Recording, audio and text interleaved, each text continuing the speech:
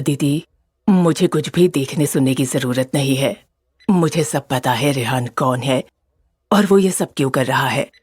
दरअसल जिस दिन रेहान तुम्हें यहाँ अस्पताल में दिखा था ना, वो मुझसे ही मिलने आया था। सच में? हाँ, और मेरे ट्रीटमेंट के लिए सारे पैसों का इंतजाम भी उसी ने ही किया था।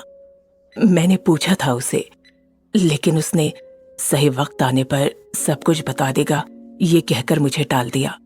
फिर से एक नया झूठ।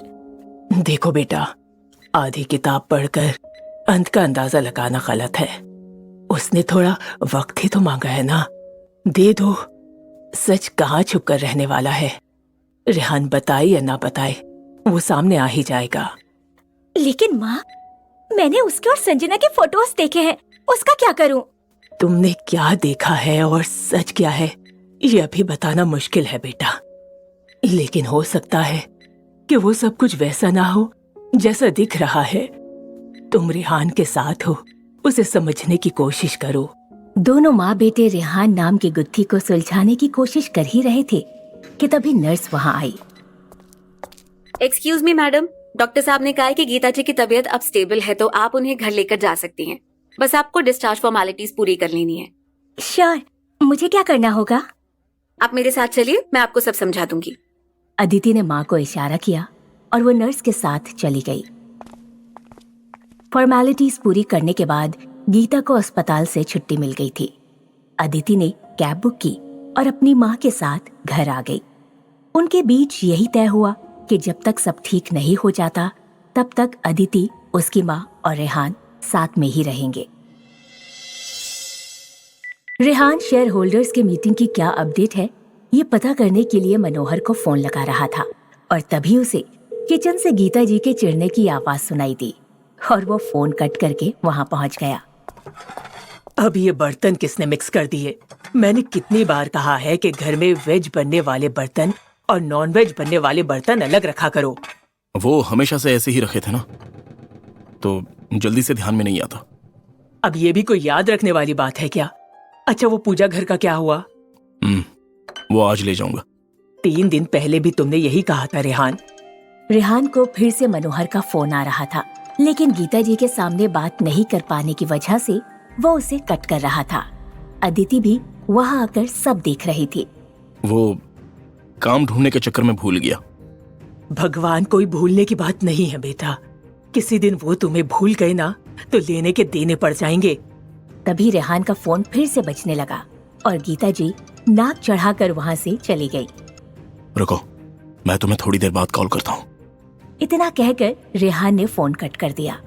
कुछ समझ में नहीं आ रहा, लेकिन अब ये मेरे लिए बहुत ही मुश्किल हो रहा है। अदिति से इस बारे में बात करनी होगी मुझे। रेहान अदिति से बात करने की कोशिश कर रहा था, लेकिन अदिति उसे इस वक्त नजरअंदाज कर रही थी। अदिति सुनो, प्लीज प्लीज अदिति।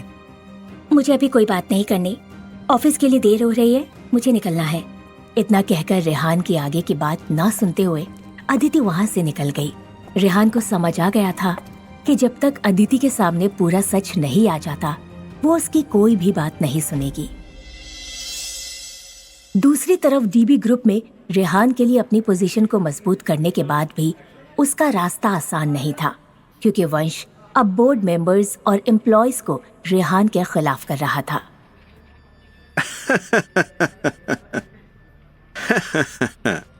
ये रेहान सोचता क्या है?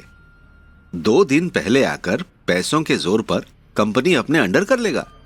इतने सालों से कंपनी के लिए अपना खून पसीना एक करने वाले लोग अब इसके ऑर्डर्स मानेंगे? Of course not. DB group हम रेहान को इतनी आसानी से नहीं चलाने देंगे। क्लियर है सबको ये? लेकिन वंश, ये काम इतना आसान नहीं होगा। रेहान बहुत शातिर आदमी है।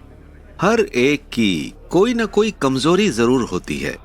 एक बार वो हाथ लग जाए तो पासा पलटते देर नहीं लगेगी। बस हमें सही समय का इंतजार करना है। अब उधर संजना और कोमल रेहान ने जो इंसल्ट की थी उसे भूल नहीं पा रहे थे। वो उसे इसका जवाब सूद समेत वापस देने का मौका ढूंढ रहे थे। डैड ने सबके सामने हम पर हाथ उठाया, वो भी चंद रुपयों के लिए। मुझे नहीं लगता कि वो सिर्फ पैसों के लिए ऐसा करेंगे। इसके पीछे जरूर कोई दूसरी वजह है। इस सब के पीछे जरूर रेहान ही है। उसको तो मैं छोड़ूंगी नहीं। बड़ा अदिति का प्रोटेक्टर बना फिरता है ना, तो ठीक है, उस अदिति को भी मैं खून के आंसू रुलाऊंगी। लेकिन ये रेहान कोई बड़ी पहेली मालूम होता है। आखिर ऐसे ही कोई बदनाम नहीं होता। सही कहा माँ, हमें उसके खिलाफ सबूत इकट्ठे करने पड़ेंगे। और जैसे ही सबूत हमारे हाथ लगे, हम उसे और अदिति दोनों को पूरी तरह बर्बाद कर देंगे। एक तरफ संजना और कोमल रेहान के खिलाफ नई साजिश रच रहे थे, लेकिन उसी वक्त अदिति की जिंदगी में एक नया तूफान दस्तक देने को तैयार था। हेलो अदिति, तुम्हें अंदाजा भी नहीं है कि रेहान के साथ शादी करके तुमने किस मुसीबत को मोल ले लिया है। बहुत शुक्रिया आपका ये बताने के लिए, लेकिन मेरे पास ऐसे फजूल की बात करने के लिए वक्त नहीं है। बाय। फोन कट करने की गलती मत करना अदिति। शायद सच जानने का दूसरा मौका तुम्हें ना मिले। अच्छा, वैसे मुझे एक बात बताइए, रेहान के बारे में इतना सब कुछ जानने वाली आप हैं कौन? मैं तुमसे पहले वाली रेहान की पत्नी। पहली पत्नी?